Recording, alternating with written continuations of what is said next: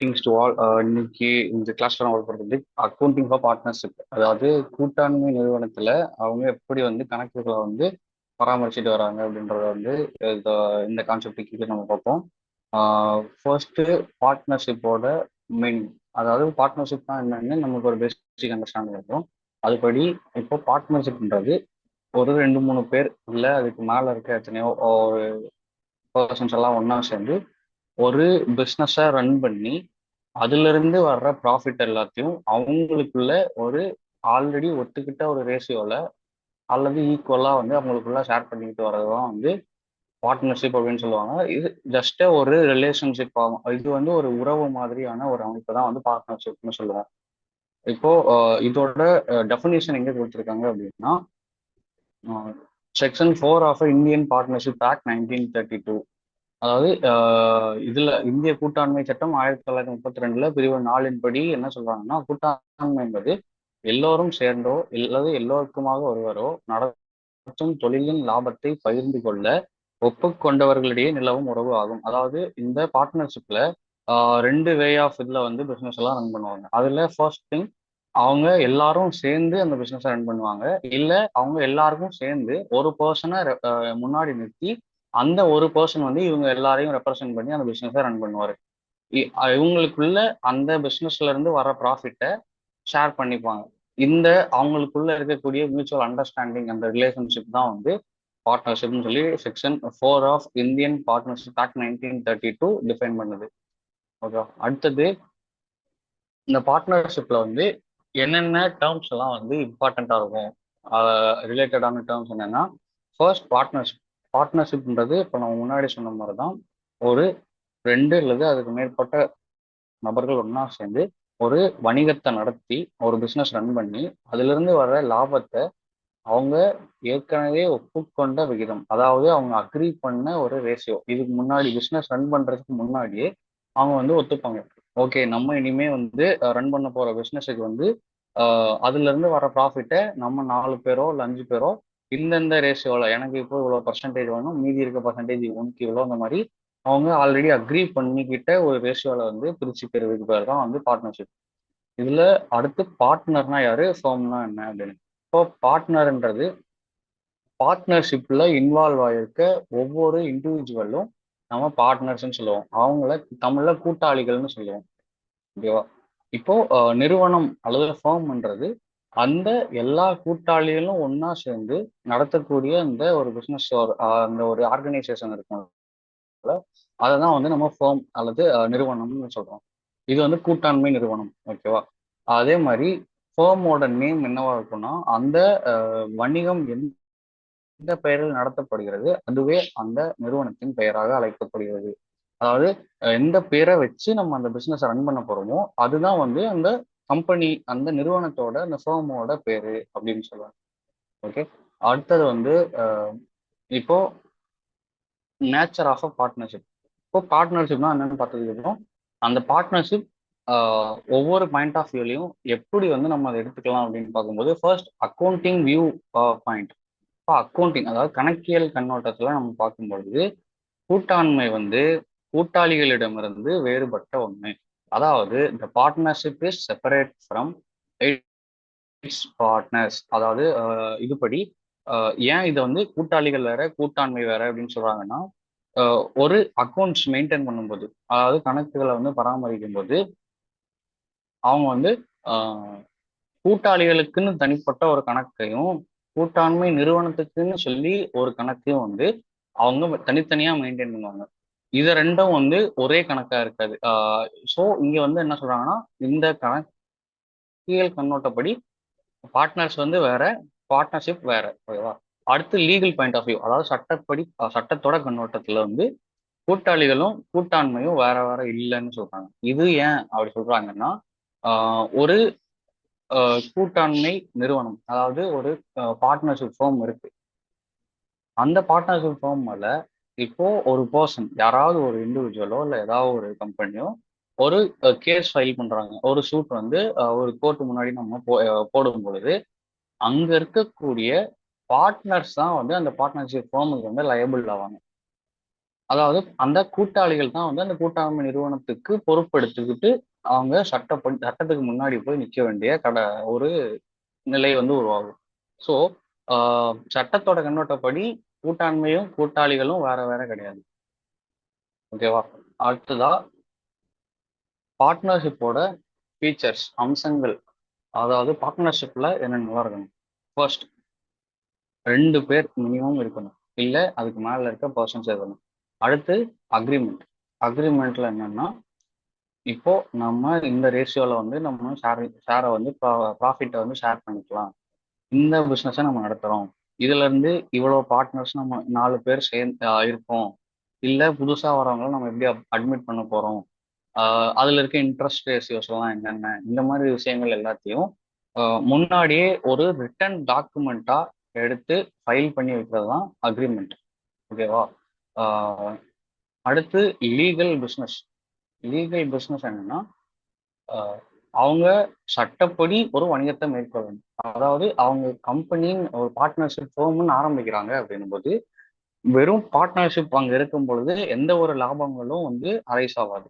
அப்போ எப்போ வந்து அந்த பார்ட்னர்ஷிப் ஃபேர்ம் வந்து ஒரு பிஸ்னஸ் ஸ்டார்ட் பண்ணி ரன் பண்ண ஆரம்பிக்கிறாங்களோ, அப்போ வந்து அதுல இருந்து ப்ராஃபிட் வரும். அந்த ப்ராஃபிட்டை தான் வந்து அவங்க ஷேர் பண்ணிக்க முடியும். வித்தவுட் பிஸ்னஸ் அங்க வந்து எந்த ஒரு ப்ராஃபிட்டுமே இல்லாத பட்சத்துல பார்ட்னர்ஷிப்பே வந்து அங்க இல்லாத மாதிரி இருக்கும். பார்ட்னர்ஷிப்போட அந்த ஒரு வேலிடிட்டியே இல்லாம இருக்கும். ஸோ லீகல் பிஸ்னஸ் வந்து ஒரு பார்ட்னர்ஷிப்ல கண்டிப்பா இருக்கணும். அதே மாதிரி ஷேரிங் ஆஃப் ப்ராஃபிட்டும் நம்ம வந்து அக்ரி பண்ணுவாங்க. இங்கதான் கண்டிப்பா பார்ட்னர்ஷிப்னு ஒன்று இருக்கும்போது அவங்க ஈக்குவலாவோ இல்லை அவங்க ஆல்ரெடி அக்ரி பண்ண ரேஷியோலையோ அந்த ப்ராஃபிட்டை வந்து அவங்க ஷேர் பண்ணுவாங்க. அது ப்ராஃபிட் மட்டும் இல்லாம ஈவன் லாஸ் வந்தாலும் கூட அவங்க அக்ரீடு ரேஷியோவில் ஷேர் பண்ணிக்கிட்டு தான் ஆகணும். இதுவும் வந்து ஒரு பார்ட்னர்ஷிப்போட அம்சம். அடுத்தது ஏஜென்சி ரிலேஷன்ஷிப். ஏஜென்சி ரிலேஷன்ஷிப்ன்றது அந்த மியூச்சுவல் அந்த ரிலேஷன்ஷிப். அது அந்த தமிழ்ல பரஸ்பர உறவு அப்படின்னு சொல்லுவாங்க. இது என்ன சொல்ல வராங்கன்னா, இன்டைரக்டா அவங்களுக்குள்ள ஒருத்தர் மேல ஒருத்தர் வச்சிருக்க அந்த நம்பிக்கை, அந்த அந்த உறவை வந்து இவங்க இன்டைரக்டா சொல்லுவாங்க. எப்படி எக்ஸாம்பிள்னா, முன்னாடி சொன்ன மாதிரி அந்த பார்ட்னர்ஷிப் ஃபார்ம்ல 5 பேரும் சேர்ந்தே கூட அந்த ஃபார்மை ரன் பண்ணலாம்.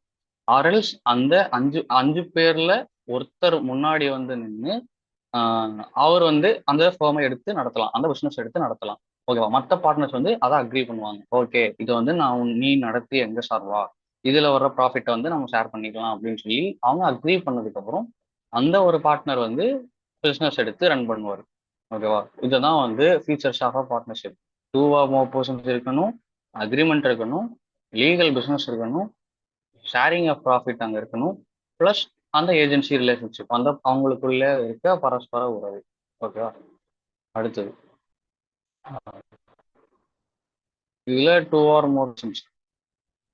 இதோட ஃபர்ஸ்ட் எலமெண்டோட எக்ஸ்பிளனேஷன். அதாவது இங்க வந்து ஒரு பார்ட்னர்ஷிப் ஸ்டார்ட் பண்ணும்போது தேர் ஷுட் பி அட்லீஸ்ட் 2 கோல் இருக்கணும். 2 பேருக்குமே ஒரு பொதுவான குறிக்கோள், ஒரு பொதுவான நோக்கம் இருக்கணும்.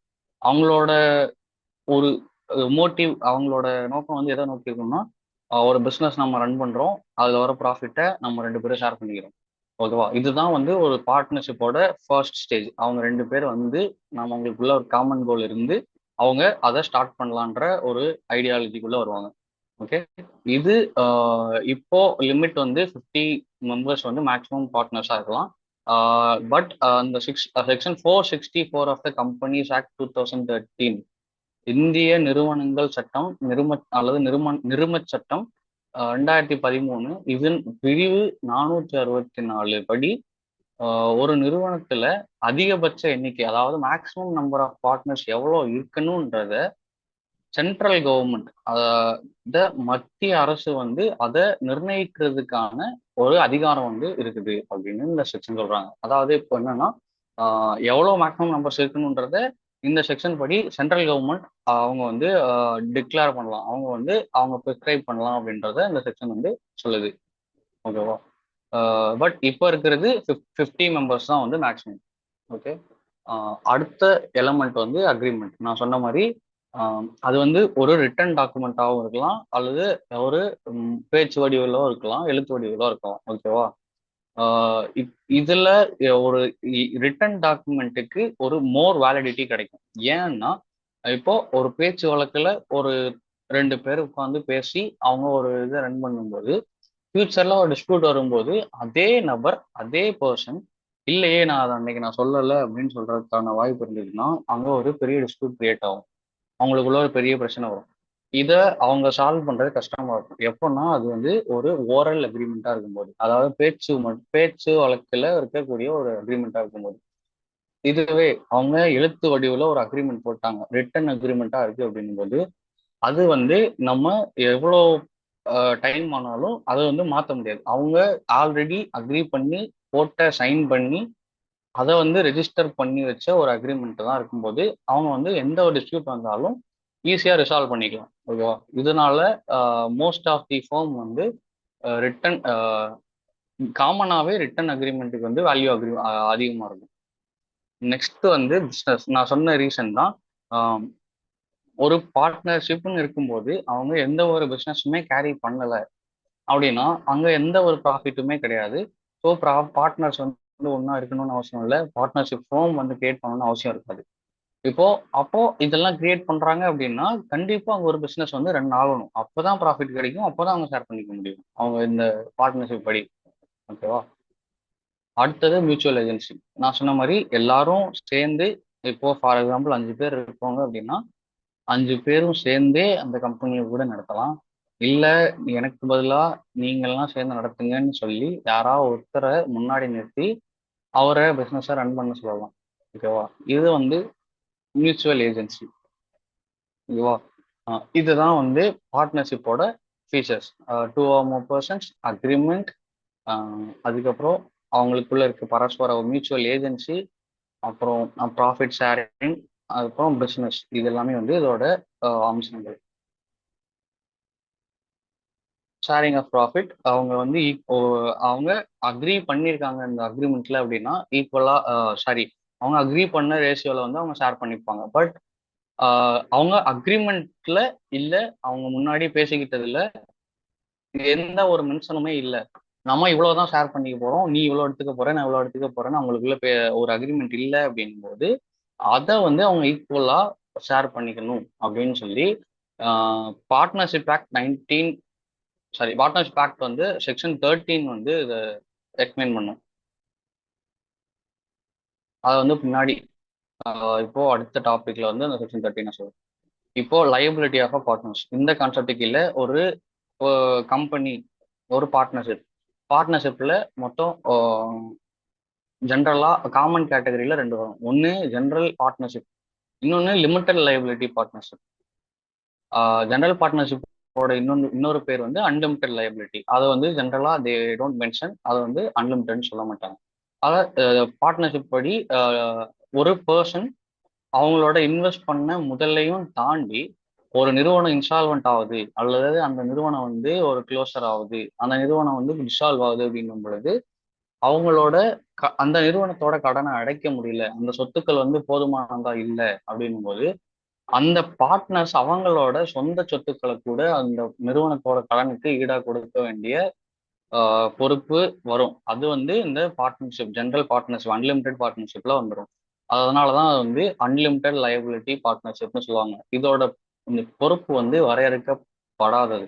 ஓகேவா? அடுத்த இன்னொரு கேட்டகரியில வந்து லிமிடெட் லயபிலிட்டி பார்ட்னர்ஷிப். அதுல அவங்களோட பேர், அதுல நம்ம பேர்லயே தெரியலாம், அது அதோட லயபிலிட்டி வந்து லிமிடெட். எது வரைக்கும் அப்படின்னா அவங்க எவ்வளோ வந்து கேபிட்டல் எடுத்துட்டு வந்து அந்த ஃபார்ம்ல போட்டிருக்காங்களோ அதுதான் வந்து அவங்களோட லிமிட். ஓகேவா? இப்போ அந்த கேபிட்டல் அமௌண்ட்டை தாண்டி அவங்க வந்து அதிகமா தரணும்னு அவசியம் கிடையாது. அவங்க சொந்த சொத்துக்களை வந்து அந்த நிறுவனத்தோட கடனுக்கு ஈடா தரணும்னு அவசியம் இல்லை. அடுத்ததா ஒரு பார்ட்னர்ஷிப்ல ஸ்டார்ட் பண்ணும்போது இல்லை அவங்க நடத்திக்கிட்டு இருக்காங்க அப்படின்னும் போது அதுல இருக்கக்கூடிய பார்ட்னர்ஷிப்னு சொல்லி சில ரைட்ஸ் வந்து கொடுக்கணும். அப்படி அந்த பார்ட்னர்ஷிப் கொடுத்த ரைட்ஸ் எல்லாம் என்னன்னா பார்ட்டிசிபேஷன் அண்ட் மேனேஜ்மெண்ட். அவங்க வந்து அந்த நிறுவனத்துடைய மேலாண்மை நடவடிக்கைகள்ல பங்கு பெறலாம். அடுத்ததா consulted about the affair of a business. ஒரு பிசினஸ் தொடர்பான ஒரு எந்த ஒரு விவகாரங்களை வந்து நடக்க போகுது, ஒரு புதுசா ஒரு இப்போ ரா மெட்டீரியல் நான் ஒரு இடத்துல ரெகுலரா வாங்கும்பொழுது அதை நான் இன்னொரு இடத்துக்கு மாத்த போறேன். இப்போ நமக்கு வேற ஒருத்தவங்க வந்து என்கிட்ட வந்து டிஸ்ட்ரிபியூட்டரா நான் வேற ஒருத்தருக்குள்ள கொண்டு வர போறேன். என்னோட ரீட்டைலரா நான் வந்து நான் மாத்த போறேன். என்னோட ஹோல்சேலரை நான் வந்து சேஞ்ச் பண்ண போறேன். என்னோட ஸ்ட்ராட்டஜிஸ் வந்து நான் சேஞ்ச் பண்ண போறேன் அப்படின்ற சுச்சுவேஷன்ஸ் எல்லாம் இந்த பிசினஸ் ரிலேட்டடான விஷயங்களை இது பண்ணும் பொழுது அங்க இருக்கக்கூடிய எல்லா பார்ட்னர்ஸுக்குமே வந்து அங்க வந்து பி கன்சல்டட் அப்படின்ற ரைட் இருக்கு. அதாவது அவங்க கிட்டயும் வந்து அந்த ஆலோசனை கேட்டிருக்கணும். அவங்களும் அதை வந்து அந்த கூட்டத்துல கலந்துக்கிட்டு அவங்களோட ஆலோசனைகளையும் அவங்களோட கருத்துக்களையும் பதிவு பண்ணலான்றது உங்களோட ரைட்.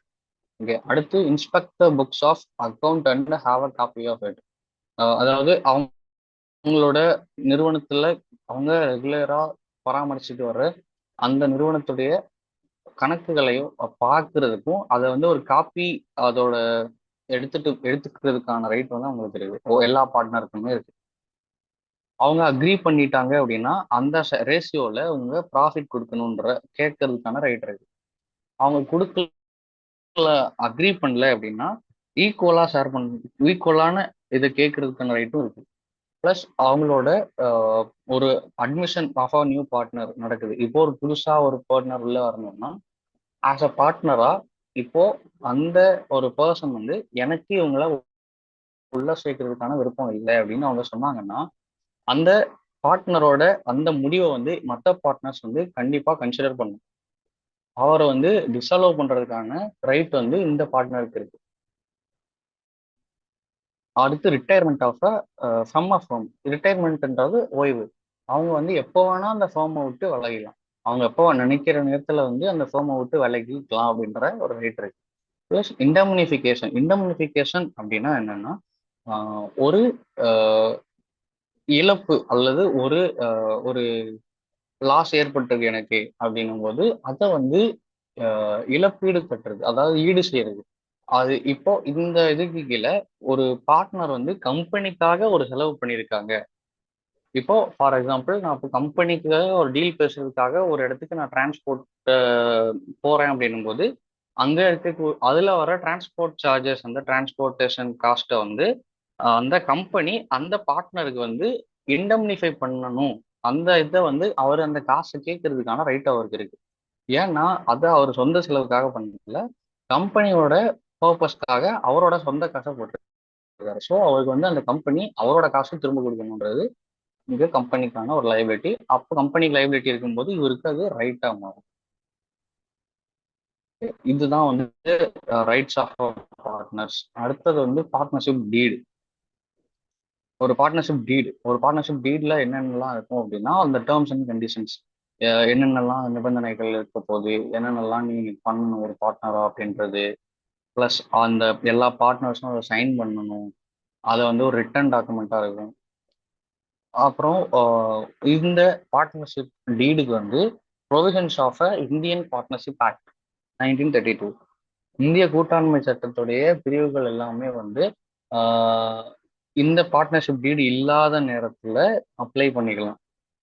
அதை வந்து நான் அடுத்ததாக சொல்கிறேன். இப்போ கூட்டாண்மை ஒப்பந்தம் வந்து ஸ்டாம்ப் ஆக்ட் கீழே ஒரு ரெஜிஸ்ட்ரார் அதாவது பதிவாளர் கிட்ட போயிட்டு பதிவு பண்ணியிருக்கணும் அப்படின்றது இங்க ஒரு கட்டாயம். இதுதான் பார்ட்னர்ஷிப் டீட். பார்ட்னர்ஷிப் டீட் வந்து டேர்ம்ஸ் அண்ட் கண்டிஷன்ஸ் இது மாதிரி ரிலேட்டடான மேட்டர்ஸ் எல்லாமே இதில் இருக்கும். இதை வந்து ரெஜிஸ்டர் பண்ணுவாங்க. அதுதான் பார்ட்னர்ஷிப் டீடோட இதோட கண்டென்ட்ஸ் எல்லாம் என்னென்னா நேம் ஆஃப் த ஃபர்ம், அந்த ஃபர்மோட நேம், என்ன பேர்ல வந்து அந்த கம்பெனியை இவங்க பிஸ்னஸை ரன் பண்ண போறாங்க. அடுத்து ஆல் த பார்ட்னர்ஸோட அட்ரஸ் அண்ட் நேம், அந்த எல்லா பார்ட்னர்ஸோட நேம் அண்ட் அட்ரஸ். அப்புறம் ஒரு பிஸ்னஸை வந்து எந்த நேச்சர்ல நம்ம நடத்த போறோம், பிளேஸ் இந்த மாதிரி ரிலேட்டடான பிஸ்னஸ் ரிலேட்டடான மேட்டர்ஸ். ஃபார் எக்ஸாம்பிள் இப்போ நான் அந்த பிஸ்னஸை ஆன்லைன்ல பண்ண போறேன்னா ஆஃப்லைன்ல பண்ண போறேன்னா, அல்லது நான் அந்த பிஸ்னஸை வந்து நான் டைரக்டா கன்சியூமர் கிட்ட கொண்டு போக போறேன்னா, இல்லை இடையில வந்து டிஸ்ட்ரிபியூட்டரை நான் அப்பாயிண்ட் பண்ணி கொடுக்க போறேன்னா, இல்லை நான் எந்த மாதிரி இடத்துல கொண்டு போய் நான் அதை வைக்க போறேன், ஒரு சிட்டிக்கு நடுவில் வைக்க போறோம்னா, சிட்டிக்கு அவுட்டர்ல வச்சு இதை சர்வ் பண்ண போறோம்னா அப்படின்றதெல்லாம் வந்து நேச்சர் ஆஃப் அ பிஸ்னஸ்ன்னு சொல்லலாம். அடுத்து date of commencement of partnership. ஒரு பார்ட்னர்ஷிப் எப்போ நடைமுறைக்கு வரப்போகுது. இப்போ நான் அக்ரிமெண்ட்ல சைன் பண்ணிட்டாலுமே அது நடைமுறைக்கு வர்றதுக்குன்னு ஒரு டைம் இருக்கும். அந்த டைம் என்ன அப்படின்றத நம்ம மென்ஷன் பண்ணுவோம். அந்த டேட்டை நம்ம பர்டிகுலர் டேட்டை மென்ஷன் பண்ணுவோம். ப்ளஸ் அதோட டியூரேஷன் எத்தனை வருஷத்துக்கு நம்ம அதை ரன் பண்ண போறோம். அப்புறம் capital amount contributed by the partner, எவ்வளோ கொண்டு வராங்க ஒவ்வொரு பார்ட்னரும். அடுத்து எவ்வளோ அந்த பார்ட்னர் வந்து வெளியே எடுக்கலாம், அதோட லிமிட் என்ன. அப்புறம் பேங்க் அக்கௌண்ட் வந்து யாரை வந்து அது ஹேண்டில் பண்ண போறாங்க, அதோட பேங்க் அக்கௌண்ட் எப்படி வந்து இருக்க போகுது, அந்த மாதிரி ரிலேட்டடான matters. Plus division of profit and loss அந்த அக்ரீடு ரேஷியோவில், அந்த ரேஷியோ என்னன்றதெல்லாம் அந்த இதில் தான் சொல்லுவாங்க. அடுத்து interest on capital or drawings. கேபிட்டல்னா என்னன்னா முதல் மீது வட்டி, அவங்க கொண்டு வந்த முதலுக்கு கம்பெனி தரக்கூடிய வட்டி, அது எவ்வளோ பர்சன்டேஜ் கொடுக்கணும். அடுத்து இன்ட்ரெஸ்ட் ஆன் டிராயிங்ஸ் என்னன்னா அவரு எடுக்கிறது, அவர் கொண்டு வந்த முதல்ல இருந்து அவர் ரிட்டர்ன் எடுக்கும்போது அவர் எடுத்த முதலுக்கு வந்து அவர் கண்டிப்பா திரும்ப இந்த கம்பெனிக்கு ஏதாவது பே பண்ணணும். அதுதான் வந்து இன்ட்ரெஸ்ட் ஆன் டிராயிங்ஸ். அது எவ்வளோ பர்சன்டேஜ் வந்துன்றத இங்க மென்ஷன் பண்ணணும். Plus interest on partners loan to the phone. ஒரு பார்ட்னர் அவரோட இன்வெஸ்ட்மெண்ட்டையும் தாண்டி அப்பார்ட் ஃப்ரம் தி இன்வெஸ்ட்மெண்ட் அவரு ஒரு கம்பெனிக்கு லோனும் கொடுக்கலாம். அப் அந்த மாதிரி சுச்சுவேஷன்ஸ்ல அவர் கொடுத்த லோன் அமௌண்ட்டுக்கு வந்து கம்பெனி அந்த ஃபேம் எவ்வளோ அமௌண்ட் ஆஃப் இன்ட்ரெஸ்ட் ரேட் கொடுத்தது அப்படின்றத இங்க மென்ஷன் பண்ணுங்க. Plus salaries, commissions or etcetera if any payable to the partner. பார்ட்னருக்கு என்னென்னலாம் கொடுக்கணும் அப்படின்றதெல்லாம் மென்ஷன் பண்ணுவோம். Ascertainment of goodwill on admission of retirement and death of a partner. Details of a division of work among the partner. யார் sales manager, யார் production manager, யார் purchase manager, அந்த மாதிரி ரிலேட்டடான யார் வந்து எதை பார்த்துக்க போறாங்க அப்படின்றத இங்கே தான் மென்ஷன் பண்ணுவோம். அடுத்து செட்டில்மெண்ட் ஆஃப் அக்கௌண்ட்ஸ். ஒருத்தர் வெளியே போறாங்க ரிட்டையர்மெண்ட், இல்லை ஒருத்தர் இறந்து போறாங்க டெத்து, இந்த மாதிரி சுச்சுவேஷன்ஸ்ல வந்து எப்படி அவங்களோட அக்கௌண்ட்ஸை நம்ம செட்டில் பண்ண போறோம் அப்படின்ற மெத்தடாலஜியை வந்து நம்ம இங்கே இன்க்ளூட் பண்ணுவோம். அடுத்து இப்போ கம்பெனி க்ளோசர் ஆகும்போது அது வந்து டெத்தா ரிட்டையர்மெண்ட் எப்படி செட்டில் பண்ணுவோமோ அதே மாதிரி இப்போ கம்பெனியே வந்து செல்யூட் ஆகுது பார்ட்னர்ஷிப் அப்படின்னும் போது அதை நம்ம எப்படி வந்து அக்கௌண்ட்ஸை வந்து செட்டில் பண்ண போறோம் அப்படின்றத இங்க பேசணும். Plus provisions related to the maintenance of audit accounts. Audit accounts maintain பண்ணுறதுக்கு ஏதாவது ப்ரொவிஷன்ஸ் வேணும்னா இங்கே ஆட் பண்ணிக்கலாம். அடுத்து ஆர்பிட்ரேஷன் இந்த ஈவெண்ட் ஆஃப் டிஸ்பியூட். ஆர்பிட்ரேஷன்னா என்னன்னா இப்போ ஃபார் எக்ஸாம்பிள் ஒரு கம்பெனியில ஒரு 4 பார்ட்னர்ஸ் இருக்காங்க. அதுல எல்லா பார்ட்னர்ஸுமே வந்து கோர்ட்டுக்கு போய் கேஸ் நடத்தணுன்றத விரும்ப மாட்டாங்க. அப்படி விரும்பாத பொழுது அவங்க வந்து என்ன யோசிப்பாங்கன்னா யாராவது ஒரு தேர்ட் பார்ட்டியை உள்ள வச்சு அவரு நம்ம பிரச்சனையை சால்வ் பண்ணட்டும், நம்ம வந்து பேசி தீர்த்துக்கலாம் அப்படின்னு நினைப்பாங்கல்ல. அந்த மாதிரி ஒரு மெத்தட் தான் வந்து ஆர்பிட்ரேஷன். இப்போ ஆர்பிட்ரேஷன்ல ஆர்பிட்ரேட்டார்னு ஒருத்தர் வந்து உட்காருவாரு. அவர் வந்து ரீப்ளே எப்படின்னா ஜட்ஜு மாதிரி. இப்போ அவர் தான் வந்து இவரோட ரோல் என்னன்னா helping the assisting the parties. இப்போ 2 டிஸ்பியூட்டட் பார்ட்டி 2 பேர் இருக்காங்கன்னா அவங்களுக்குள்ள இருக்க பிரச்சனையை இவங்க ஜட்ஜ்மெண்டா ஆர்டரா கொடுக்காம அவங்களுக்கு அசிஸ்ட் பண்ணுவாங்க. இதை வந்து நீ எப்படி சால்வ் பண்ணலாம் அப்படின்றத இவங்க தான் வந்து சொல்லுவாங்க. அந்த ஆர்பிட்ரேஷன் மெத்தடை வந்து நம்ம டிஸ்பியூட்ல சால்வ் பண்றதுக்காக வச்சுக்கலாமா வேணாமா அப்படின்றத இங்க ஆட் பண்ணுவோம். Plus rights and duties or liabilities of a partner. ஒரு பார்ட்னருக்கு என்ன ரைட்டு, என்ன டியூட்டி, என்னென்ன லைபிலிட்டிஸ், இது எல்லாமே வந்து இந்த பார்ட்னர்ஷிப் டீடோட எலமெண்ட்ஸ், அதாவது உள்ளடக்குங்க. ஒரு பார்ட்னர்ஷிப் டீடுன்னா இந்த மேல சொன்ன எல்லாமே வந்து உள்ள இருக்கணும். இருக்கிறது பெட்டர். பட் சம் சுச்சுவேஷன்ஸ்ல சில ஃபர்ம்ஸ் வந்து ஒரு சில விஷயங்களை மேபி அவாய்ட் பண்ணலாம். இருந்தாலுமே வந்து அந்த பார்ட்னர்ஷிப் டீடு வந்து வேலிட் தான். ஓகே, இப்போ ஃபார் எக்ஸாம்பிள் இப்போ அந்த பார்ட்னர்ஷிப் டீட்ல ஆர்பிட்ரேஷன் கிளாஸ் மட்டும் இல்லை அப்படின்னா அந்த அந்த ஒரு பார்ட்னர்ஷிப் டீடே வந்து இன்வேலிட்னு சொல்ல முடியாது. அப்புறம் இன்ட்ரெஸ்ட் ஆன் கேபிட்டல் மட்டும் அவங்க மென்ஷன் பண்ணல அப்படின்னா அதனால வந்து அந்த பார்ட்னர்ஷிப் டீட் இன்வாலிட்னு சொல்ல முடியாது. ஸோ இது எல்லாமே வந்து அதோட எலமெண்ட்ஸ் தான், உள்ள வந்து இருக்கலாம், உள்ளடக்கங்கள் சொல்லலாம். ஓகே, அடுத்த டாபிக் வந்து முன்னாடி சொன்ன மாதிரி எப்போ அந்த பார்ட்னர்ஷிப் டீடு இல்லையோ அப்போ வந்து இந்தியன் பார்ட்னர்ஷிப் ஆக்ட் 1932, இந்திய கூட்டாண்மை சட்டம் 1932 வந்து அப்ளிகபிள் ஆகும். அது என்னென்னலாம் சொல்லுதுன்னா, first remuneration to the partners. என்னன்னா, no salary or remuneration is allowed to any partner. எந்த ஒரு பார்ட்னருக்கும் நீங்க ரெமுனரேஷன் கொடுக்கணும், சம்பளம் கொடுக்கணும் அப்படின்ற அவசியம் இல்லை அப்படின்னு இந்த செக்ஷன் 13A சொல்லுது. செக்ஷன் 13B வந்து profit and losses are to be shared partners equally by the partners equally. அங்க மென்ஷன் பண்ண மாதிரி ஒரு இடத்துல அவங்க அக்ரி பண்ணல அந்த ரேஷியோஸை அப்படின்னும் போது அவங்க வந்து அதை வந்து ஈக்குவலா ஷேர் பண்ணணும்.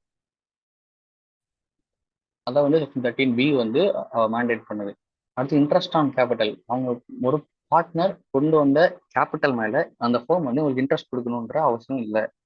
அடுத்து இன்ட்ரெஸ்ட் ஆன் லோன்ஸ். இந்த இன்ட்ரெஸ்ட் ஆன் லோன்ஸ் அதாவது பார்ட்னர் வந்து கம்பெனிக்கு கொடுத்த லோன், அப்போ கம்பெனி திரும்ப கொடுக்க வேண்டிய இன்ட்ரெஸ்ட் வந்து பர் ஆனம்க்கு 6% வந்து கண்டிப்பா கொடுக்கணும். அதாவது அவங்க ஆப்சன்ஸ் ஆஃப் அந்த அந்த டீட் இல்லாத சுச்சுவேஷன்ல அவங்க கொடுத்த கடனுக்கு வந்து 6% வந்து கொடுக்கணும்னு செக்ஷன் 13D சொல்லுது. அடுத்து இன்ட்ரெஸ்ட் ஆன் டிராயிங்ஸும் வந்து கொடுக்கணும்னு அவசியம் இல்லை. இப்போ ஒரு பார்ட்னர் அவங்க எடுப்பு எடுக்கிறாங்க, அந்த கொண்டு வந்து முதல்ல இருந்து எடுக்கிறாங்க அப்படின்னும் போது அவங்களும் வந்து அதுக்கு இன்ட்ரெஸ்ட் கொடுக்கணும்னு அவசியம் இல்லை. ஓகேவா? இதேதான் தமிழ்லையும். அது வந்து கூட்டாளிகளுக்கு ஊதியம் தரணும்னு அவசியம் இல்லை, சமமா பகிர்ந்துக்கணும் வர்ற லாபத்தை, முதல் மீது வட்டி வந்து கொடுக்கணும்னு அவசியம் இல்லை, கூட்டாளிகள் வந்து அவங்க கடன் ஏதாவது கொடுத்துருந்தாங்கன்னா அதுக்கான வட்டி வந்து ஆண்டுக்கு 6% வந்து கொடுக்கணும். அடுத்து எடுப்புகள் மீதான வட்டின்னும் போது அவங்க எதுவுமே வந்து விதிக்கப்படாது, எந்த ஒரு வட்டியுமே அவங்களுக்கு கிடையாது.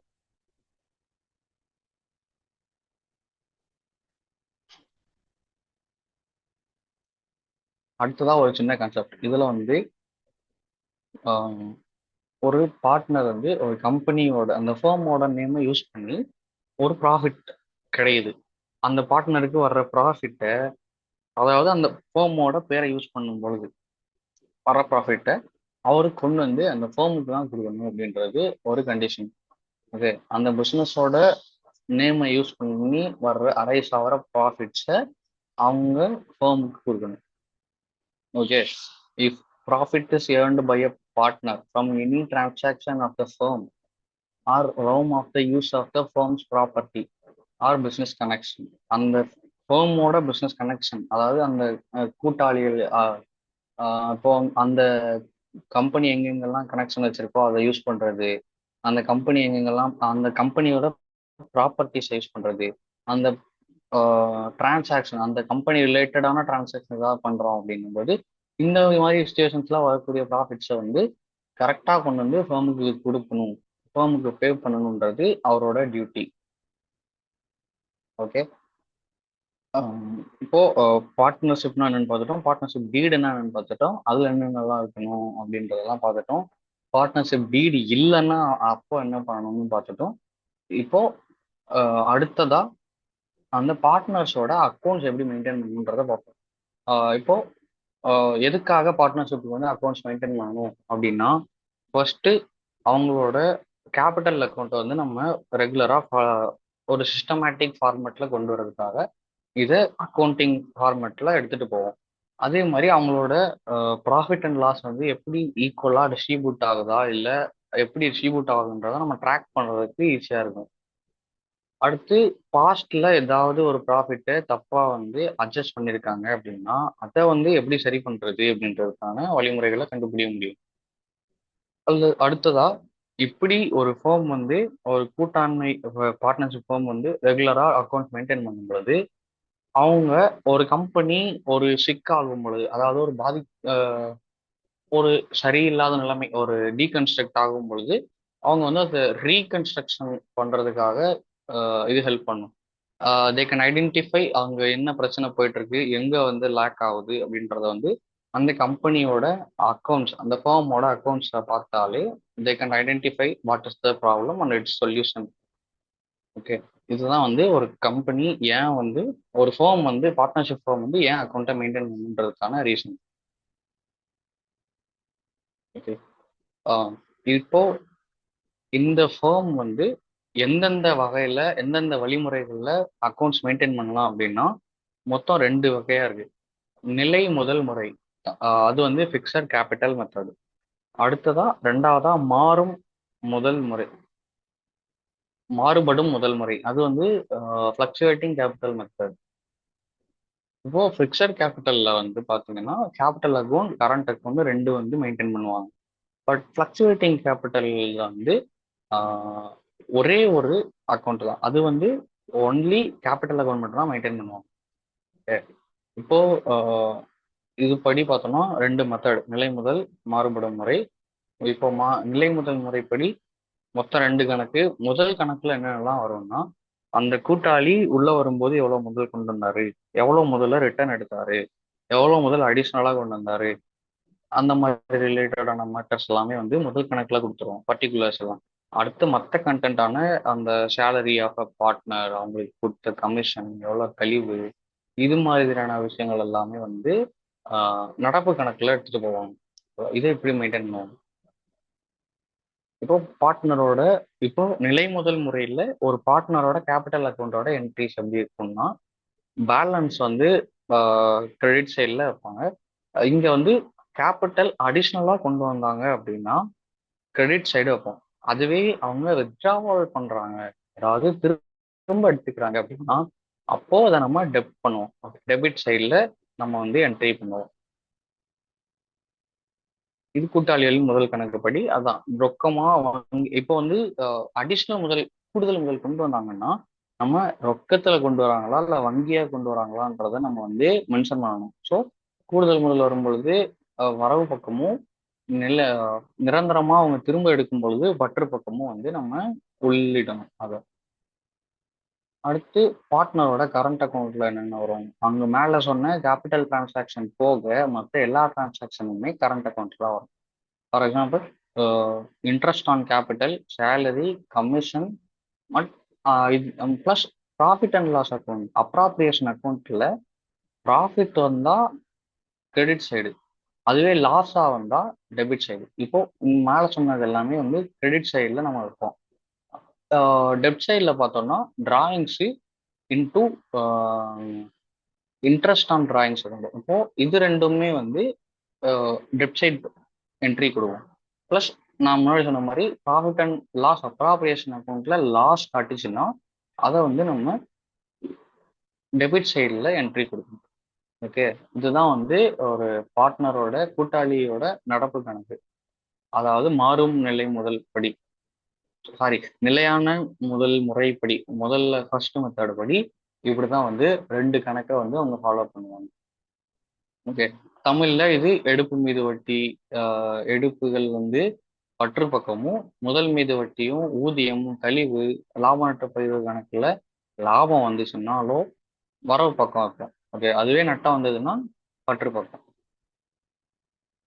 அடுத்ததா வந்து 2வது மெத்தட்ல இந்த மெத்தடு படி எல்லாமே ஒரே கணக்காக தான் இருக்கும். அதாவது கேபிட்டல் அக்கௌண்ட்னு சொல்லுவாங்க.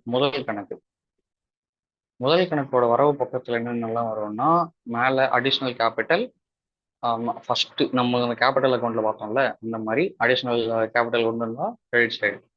அடுத்த நம்ம இதுல கரண்ட் அக்கௌண்ட்ல பார்த்த மாதிரி interest on capital, salary, commission, profit and loss அக்கௌண்ட்ல ப்ராஃபிட் காட்டுச்சுன்னா கிரெடிட் சைடில் என்ட்ரி கொடுப்போம். Plus another side left side left side பார்க்கும்போது மேலே கேபிட்டல் அக்கௌண்ட்ல நம்ம கேபிட்டல் வித்ட்ரா பண்ணா டெபிட் பண்ணணும்னு சொன்னோம், அதை ஃபர்ஸ்ட் என்ட்ரியா வரும். அடுத்து நம்ம கரண்ட் அக்கௌண்ட்னு 2வதா வந்த அக்கௌண்ட்ல டிராயிங்ஸும் இன்ட்ரெஸ்ட் ஆன் டிராயிங்ஸும் plus profit and loss appropriation அக்கௌண்ட்ல லாஸ் காட்டுச்சுன்னா என்ட்ரி வந்து வெப்சைட் கொடுக்கணும்னு சொன்ன மாதிரி இது எல்லாமே வந்து வெப்சைட் வரும். இது எந்த ஒரு டிஃப்ரெண்ட்டும் இல்லாம மேல இருக்க ரெண்டையும் ஒரே அக்கௌண்ட்ல கொண்டு வர்றது தான் வந்து fluctuating capital method. Okay, so எந்த கன்ஃபியூஷனும் வேணாம். இது தமிழ்ல அதே தான். கூடுதல் முதல் கொண்டு வர்றது, முதல் மீது வட்டி, ஊதியம் கழிவு லாப நட்ட பயிர்வு கணக்குல லாப பங்கு, இது எல்லாம் வரவு பக்கமும் முதல் திரும்ப எடுத்ததும் எடுப்புகளும் எடுப்புகள் மீதான வட்டியும் லாப நட்ட பயிர்வு கணக்கோட லாபம் காட்டினாலோ சாரி நட்டம் காட்டுச்சுனாலோ பற்று பக்கமும் வந்து நம்ம ஆட் பண்ணுவோம். ஓகே. அடுத்து இது 2க்குமான வித்தியாசம். பிக்ஸட் கேபிட்டலுக்கும், ஃப்ளக்சுவேட்டிங் கேபிட்டலுக்கும் என்ன வித்தியாசம்? இதுல வித்தியாசம் வந்து கணக்குகள் வந்து நிலையான முதல் படி 2 கணக்க நம்ம ஃபாலோ பண்ணுவோம். அதாவது மூலதன கணக்கு 1, நடப்பு கணக்கு 1. ஒவ்வொரு கூட்டாளிக்கும் 2 கணக்கு வந்து அங்க ஃபாலோ பண்ணுவோம். ஆனா மாறுபடும் முதல் படி எல்லா கூட்டாளிக்குமே அதாவது ஒவ்வொரு கூட்டாளிக்கும் மொத்தமாவே ஒரு கணக்கு தான் இருக்கும். மூலதன கணக்குன்னு ஒன்று தான் வச்சு அவங்க ஃபாலோ பண்ணுவாங்க. இது அடுத்தது வந்து அதுல இருக்கக்கூடிய என்னென்ன பர்டிகுலர்ஸ் ரிலேட்டட் ஆனது. இப்போ ஆம், நிலையான முதல் படி 2 இருக்கும். கேபிட்டல் ரிலேட்டடான பர்டிகுலர்ஸ் வந்து கேபிட்டல் அக்கௌண்ட்லயும், அதர்ஸை வந்து நம்ம கரண்ட் அக்கௌண்ட்லயும் வந்து நம்ம என்ட்ரி போடுறோம். பட் மாறுபடும் முதல் அதாவது ஃபிளக்சுவேட்டிங் மெத்தட் படி எல்லா அட்ஜஸ்ட்மெண்ட்ஸுமே வந்து கேபிட்டல் அக்கௌண்ட், அதாவது ஒரே ஒரு அக்கௌண்ட்ல தான் வந்து நடக்குது. ஓகே. அது அடுத்தது வந்து நிலையான இருப்பு, ஃபிக்ஸட் பேலன்ஸ் எப்படி இருக்கும், ரெண்டுக்கும் என்ன டிஃபரன்ஸ் வரும்னா, மூலதனம் கூடுதலாகவோ அல்லது திரும்ப பெறவோ ஆகும் வரை மூலதன கணக்கு இருப்பு மாறாமல் இருக்கும். The capital account balance remain unchanged unless there is a addition or withdrawal of capital.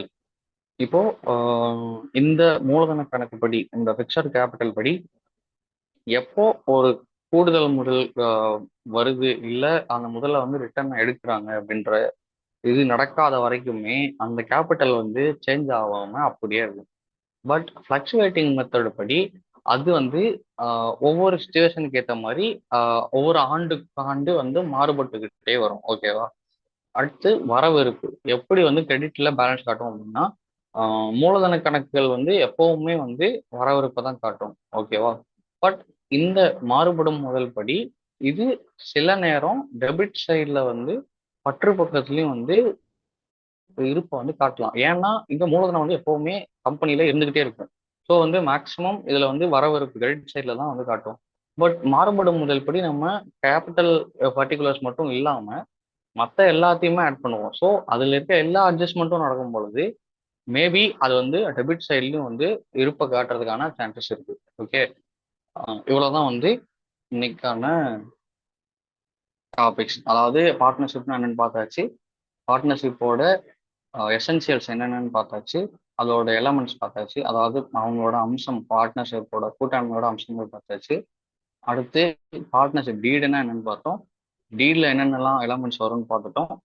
அதுக்கப்புறம் அந்த டீடு இல்லைன்னா நம்ம எப்படி வந்து மேனேஜ் பண்ணணும், எந்த சட்டம் வந்து அதை ஹேண்டில் பண்ணி பார்த்தாச்சு. அதை வந்து எப்படி அக்கௌண்ட்ஸ் ஃபாலோ பண்ணுறோம் அப்படின்றத பார்த்தாச்சு. அக்கௌண்ட்ஸில் வந்து 2 method of calculation, 2 method of accounting method இருக்குன்றதை பார்த்துட்டோம். அதுக்குள்ள டிஃபரன்ஸ் பார்த்துட்டோம். அதுக்கான என்ட்ரிஸ் பார்த்துட்டோம். ஓகேவா?